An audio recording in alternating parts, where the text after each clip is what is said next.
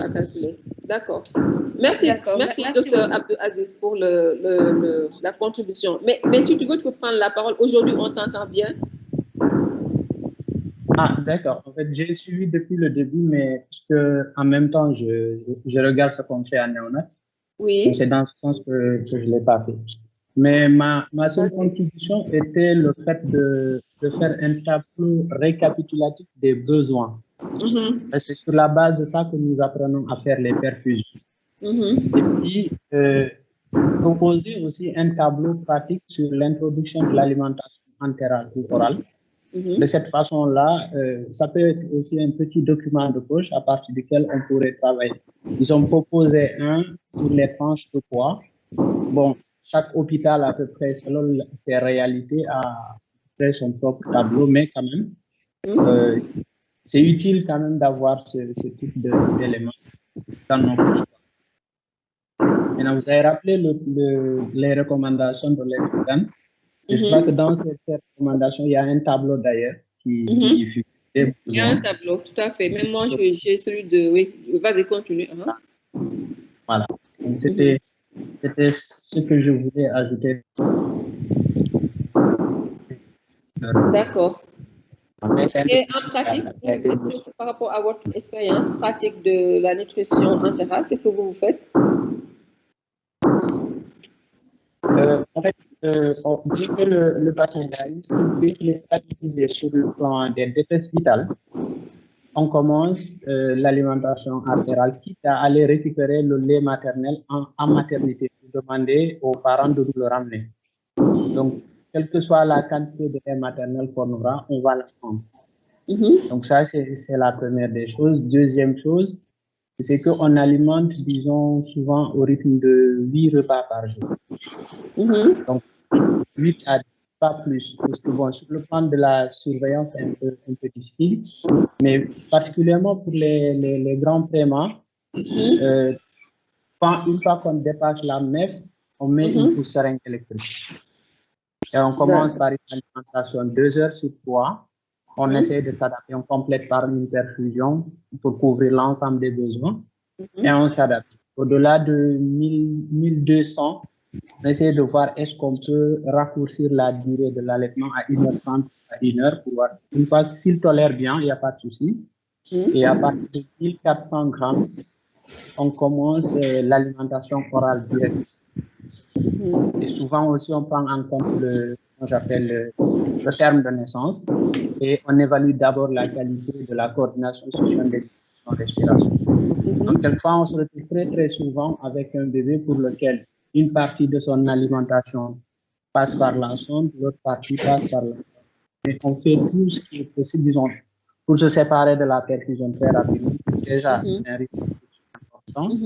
Et dans notre contexte, puisqu'on fait que de la perfusion de G10, c'est un peu dangereuse et ça ne nous permet pas de couvrir ces besoins. C'est de pouvoir vraiment limiter le risque de dénutrition. C'est ce qu'on fait. D'accord. Merci. Donc, merci pour ce partage. Et pour l'alimentation, à partir de quelle valeur vous arrêtez les perfusions ou pour continuer juste sur l'alimentation entérale? Parce que Liliane a proposé 100, 120. Je trouve que 120, c'est trop. Hein? Maximum à 100, 80 à 100 même. Entre 80 à 100 ml. Si ça se passe très bien à 80 ml, que l'enfant transite et tout, chez les prématurés, on peut arrêter. Hein? Donc, maximum à 100 ml le jour. Attendre 120 ml le jour pour arrêter l'alimentation parentale, ça me semble énorme. Donc, je pense que c'est un dispositif quand même qui est là. Parfois, un cathéter central avec tous les risques infectieux et tout. Quand on arrive à 100 ml le jour, on peut au moins arrêter l'alimentation. Vous, à partir de toi, tu arrêtes à partir de quelle quantité de trucs d'alimentation entérale? Habituellement, je commence à discuter l'arrêt à partir de 120 ml le jour. Wow. Et souvent, lorsque j'ai une perfusion, parce que souvent aussi, il peut arriver des situations où, enfin, dans la première semaine, on peut même arrêter beaucoup plus tôt, à 90-100, parce que si vous calculez les rations globales, on se rend compte qu'on n'est pas encore très proche de 140 ml le jour. Et un autre élément, c'est que le débit de perfusion qui passe. Dès que je suis proche de 2 ml kilo/heure, je ne garde plus la perfusion.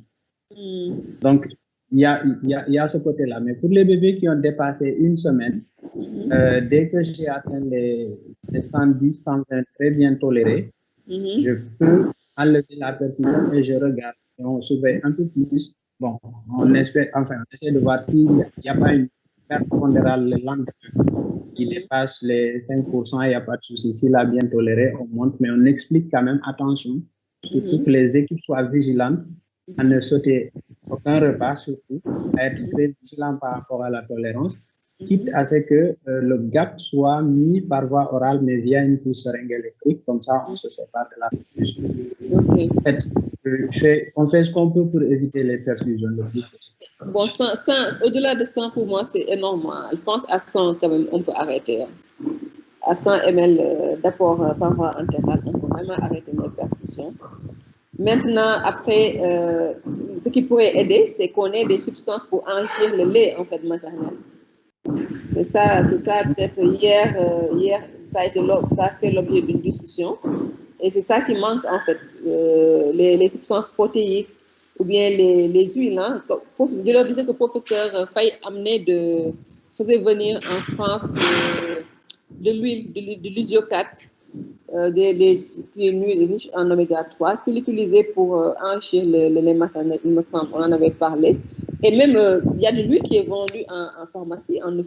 C'est de l'huile qui est vendue, c'est la même huile qui est vendue dans les supermarchés. Hein. Lui, il trouvait ça au supermarché, à Auchan, je pense, ou voilà, en France.